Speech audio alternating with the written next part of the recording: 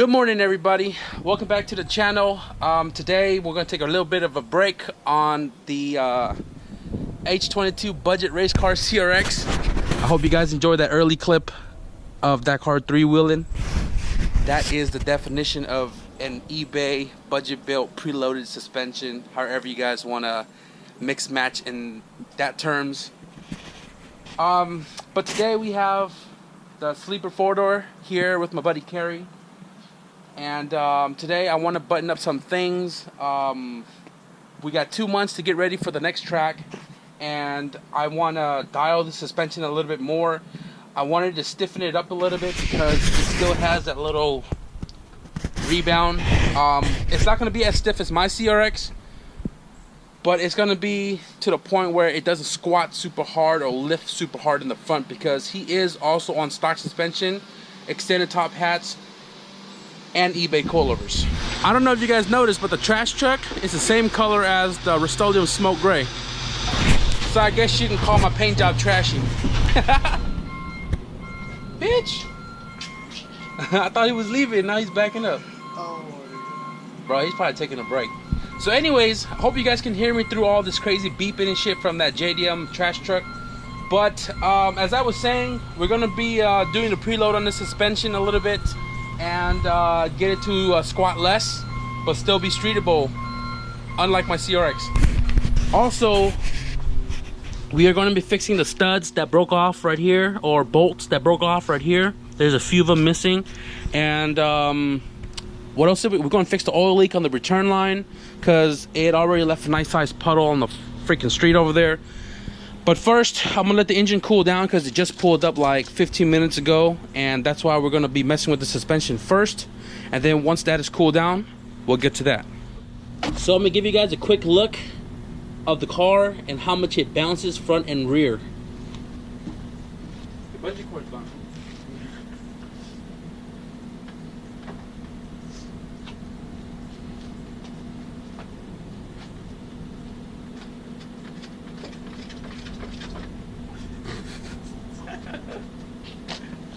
It's really not that bad, given the fact that this car was a lot worse before we messed with it the first time.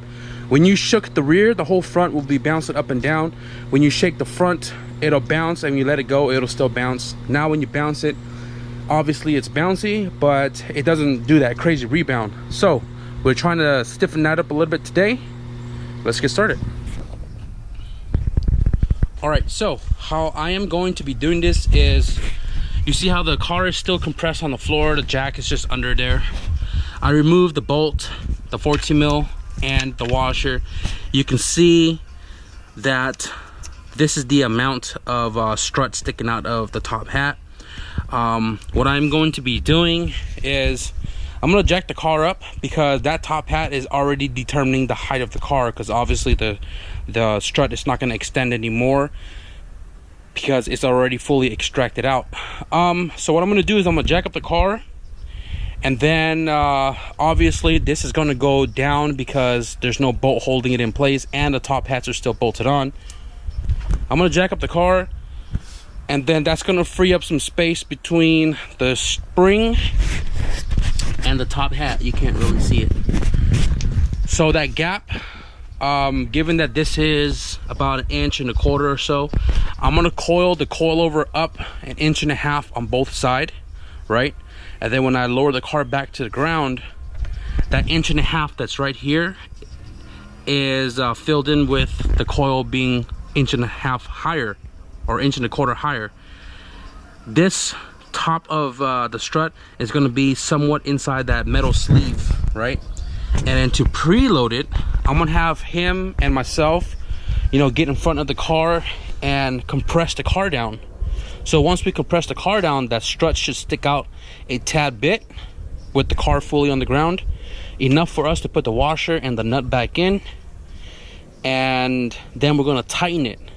So when we're tightening it with the Allen key and the 14 mil hand ratchet, we're tightening it, and the strut is going to slowly make its way back up, compressing the spring, because now the car is going to be going down, compressing the spring, while the strut is coming back up.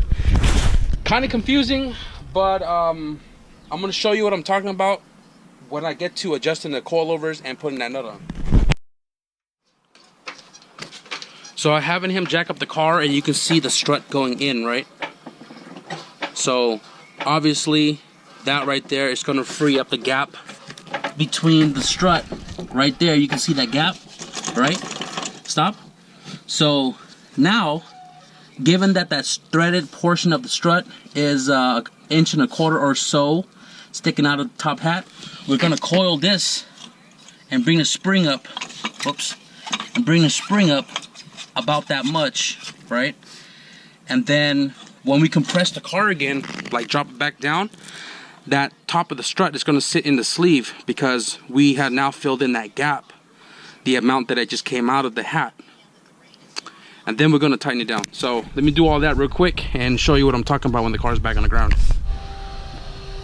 So after further messing with the suspension for a little bit, I couldn't get it to preload where I wanted to be preloaded at. So what I did was I took off the bushings and stuff from the top hat itself, and I pretty much ran the washer trick to extend the shock out a ton further, and I was able to get the car preloaded. I don't know if I got a clip. If I do, I'll throw it in right now. So I decided I didn't want to do it that way because it was too tall, and it punched through the hood a tad bit right there. And so what I'm going to do now is, because I want to raise the front up 1 inch and the rear to be a bigger gap than this, because right now the car is reverse raked, I'm moving the bigger top hat, which is a 3-inch extension, to the front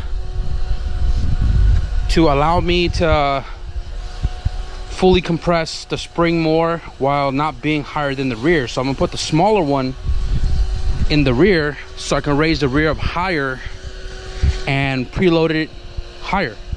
I'm not sure if that makes any sense. It's kind of hard to explain and kind of hard to think with the vacuum on, but I'm just going to show you guys what we end up with as far as the suspension, and I'll explain a little bit more then, because I had him come early to the house so I could start getting his studs fixed and his oil leak. He just parked it here and there's already a puddle there. So this is my main project today. The suspension was just because I need the car to cool down. So when I get the suspension all dialed in, I'll report back. We've been tweaking the suspension. Obviously the motor is cold now, but we got the suspension where we want it to be, not as stiff as we want it to be, which is good because it's daily. He's swapping out the tires right now, front to rear, rear to front. The front was 185 65 14 and the rear was 195 60 14. So we swapped the taller tire to the rear and the smaller ones to the front, and wider in the front than narrow in the rear, whatever. But we got a 4-finger gap in the rear and a 3 in the front, which is perfect.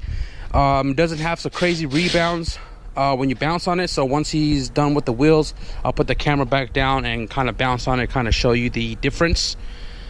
On the suspension tweaking, we swapped the top hats. We got the smaller one in the rear, and then we have the taller one in the front. But the issue with the taller one in the front, this shock was already stripped when we removed the bolt, so I had to put another one in there, compensate some washers. This is threaded halfway into the nut, so it should be okay until we get new suspension. And given the fact that it's hella tall, we had to put a hole in the hood right here, or cut the webbing a little bit, and the hood closes flush. Didn't want to have to do that, but you know, we have to work with what we have. And like I mentioned, when the car gets back down, I'm gonna do a bounce test, and then we'll get to working on replacing these studs.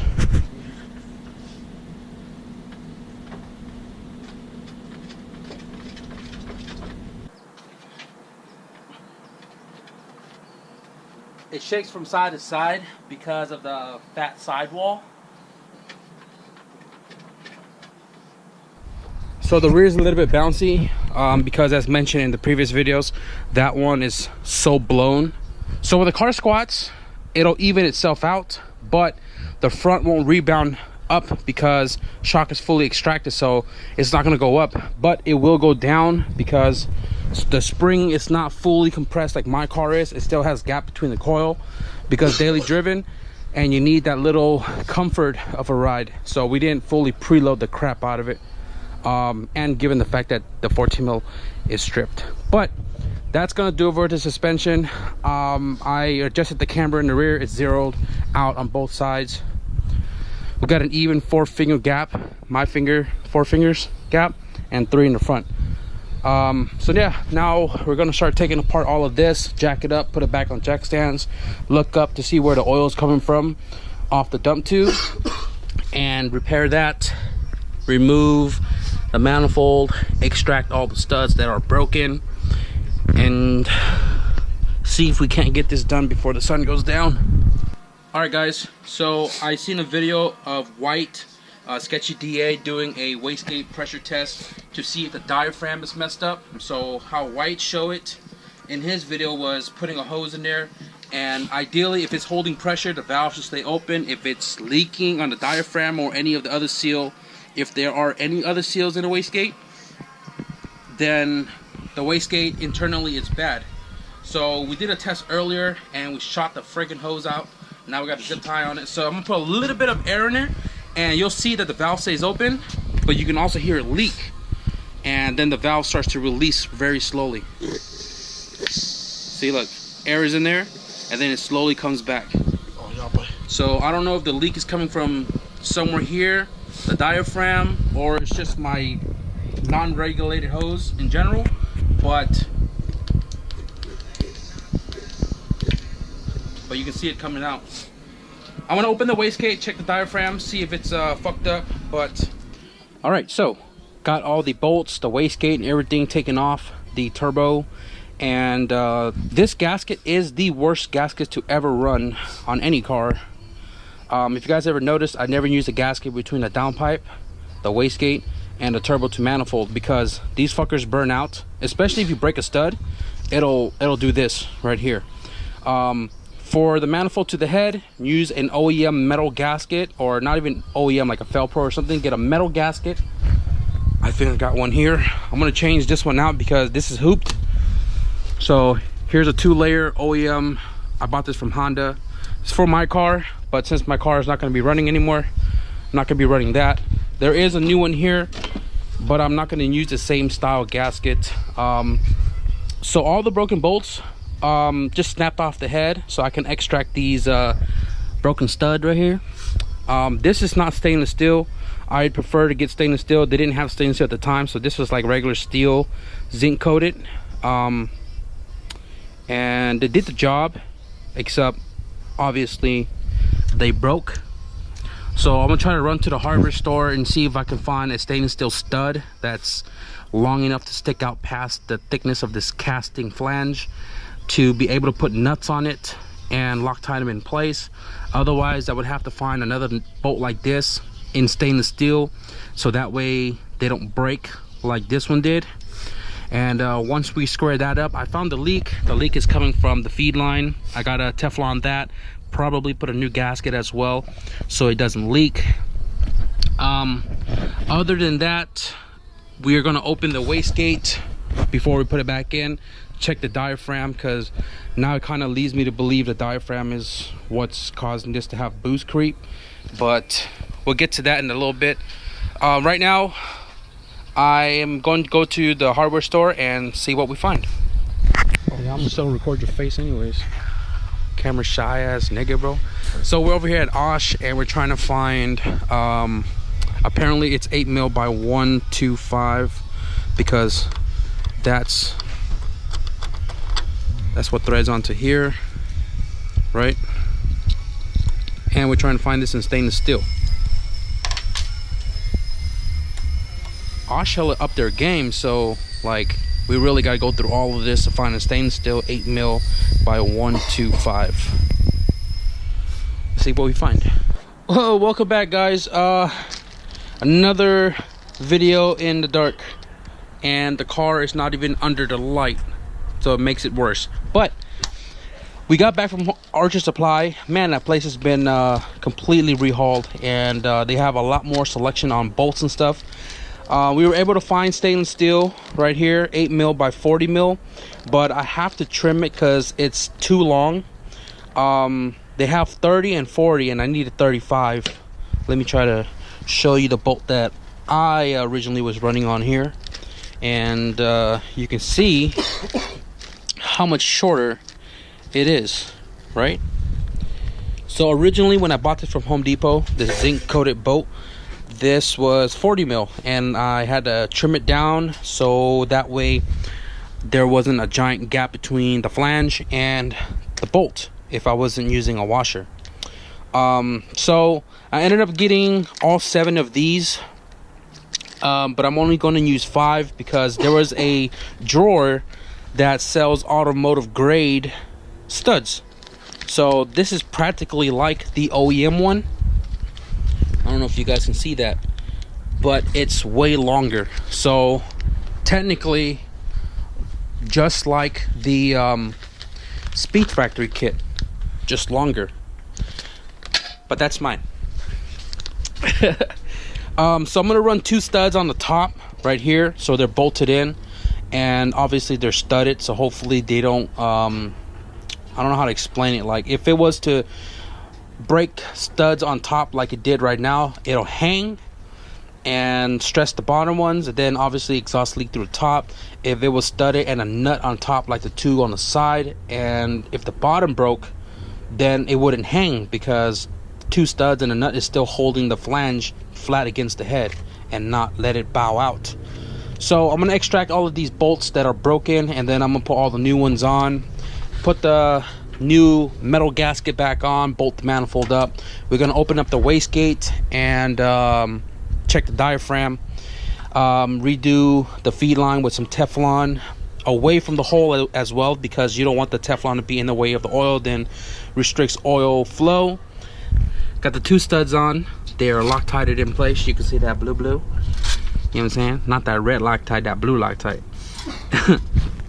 But stud 1, 2, 3, 4, and we're going to use all stainless bolts for these 5 right here, and metal gasket. Stainless steel bolts, 5, 4 studs, 2 on the outside, 2 on the inside. So we got, you know, the turbo cartridge all cleaned up, and the feed line. Brake cleaned the shit out of it, retightened down the feed line flange, and then we Teflon the threaded portion of the flange before the line. Got the coupler and everything all put back together. So I took apart the wastegate, and you can obviously see that portion right there was compressed right there, sandwiched together. I'm not sure if we did that when we were swapping the springs and stuff out, or if it was like that to begin with. But if it was something to begin with, I probably would have seen it, but I didn't. So I'm gonna have him order a new diaphragm, and I'm gonna put this one back together and make sure that this is not squeezed between it. I pulled the diaphragm out, and it wasn't torn anywhere around it, so probably just gonna get a new one anyways, just to see if it'll fix, you know, the boost creep issue, and install a boost gauge. But I'm gonna close this back together without compressing, you know, this diaphragm to the 2 top halves, and then I'm gonna test air in it again and see if it'll hold, and if it does or doesn't, we'll further determine what we're gonna do with this wastegate. And this is an authentic tile, 38 mil too. Fucking identical as fuck. Yeah. This is eBay EMUSA, and this one is an authentic tile. So I pressure test this one as well, and this one obviously has 2 tears in it right there. Like, you can see it right there talking. Hey, what's up guys? Just me and Hall here. Anyways, So I was like, all right, I'm gonna open this one back up. So right there you can see where it's like bulged out, right? So for some reason this one doesn't seal as tight as the EM USA does. See how the seat just goes right in the slot like no problem. So look, on the EM USA diaphragm, right, once you put it in place, like you really just gotta tuck in that diaphragm into the slot to make sure that it's seated in there nice and you know, firm, right? I like the seating on this one a lot better than that one as far as comparison, but maybe that one's just completely worn out. So anyways, I reopened this because after testing that one and that one leaking all crazy and shit, I took this one apart again and I noticed that this gash is right there where you put the barb in for the vacuum line, and then on the top you can see that tear right there. So I think that is our problem. And as you just saw on his phone right there, his cousin sent him the link to buy a new diaphragm. So he's gonna order that and we're gonna swap that with this, and hopefully that big red is an 11-pound spring, so you know, hopefully it'll hold 11 pounds. But if that is the case, that it finally now holds 11 pounds, the car will need to be retuned. But for the time being, I am probably going to go through my bin and find a 6-pound spring to throw it in there, so the car can still run as 6-pound rather than 11-pound on the 6-pound tune. But we found the issue, and I guess we're going to have to baby it for now until we get a new diaphragm. So I'm gonna put this all back together, put it back in the car, and get the car back on the ground because it's late. And well, it's not late, it's freaking like, what time is it? 7:11. It's 7:11, and it just feels super late. But we haven't eaten all day, so we want to try to wrap this up and get this car rolling so we can go grip. So one of the main leaks that we were having on this car was coming from the feed line, and originally I thought it was the feed line, so I put Teflon on there, turned the car on, and as soon as you turn it off you can see the leak coming out.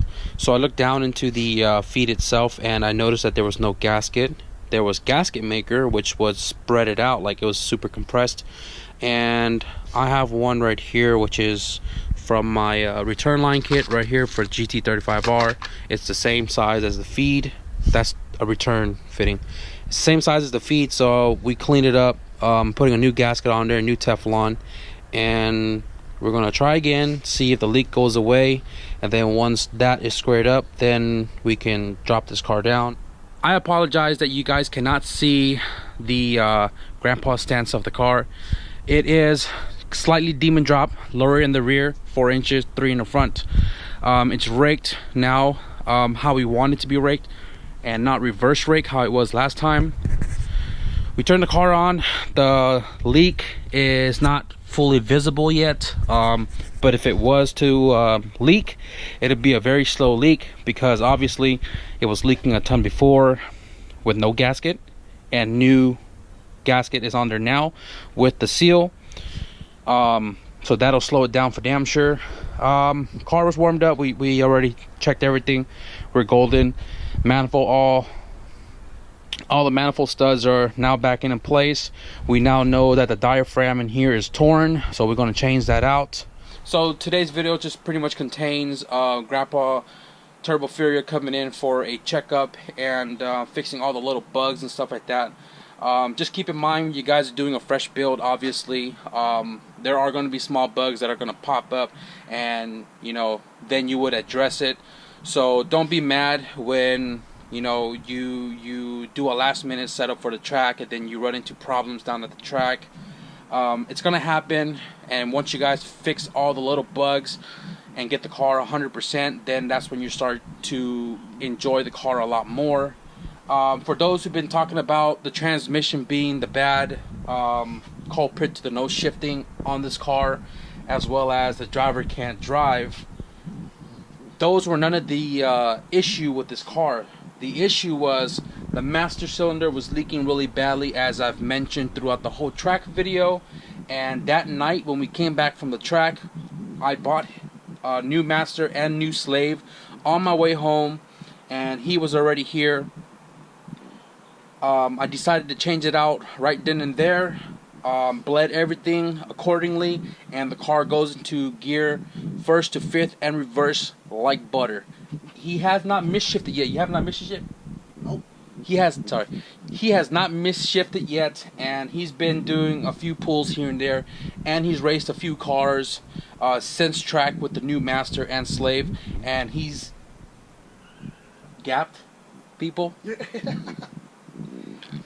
But nonetheless, the car goes into every gear. It's not a driver's error. It's not the transmission problem. It was the slave and master this whole time. But that's gonna end it for this video, guys. I hope you kind of enjoy our random runarounds today. But the car seems to be good to go as of right now, and we'll address everything else when we get all the parts in. So, as always, like, comment, and subscribe, guys. If you guys want to see some more progress on the H, the Furio, and I got some stuff for the K coming in, be sure to stick around. And thank you guys for watching. I'll see you in the next video. Peace.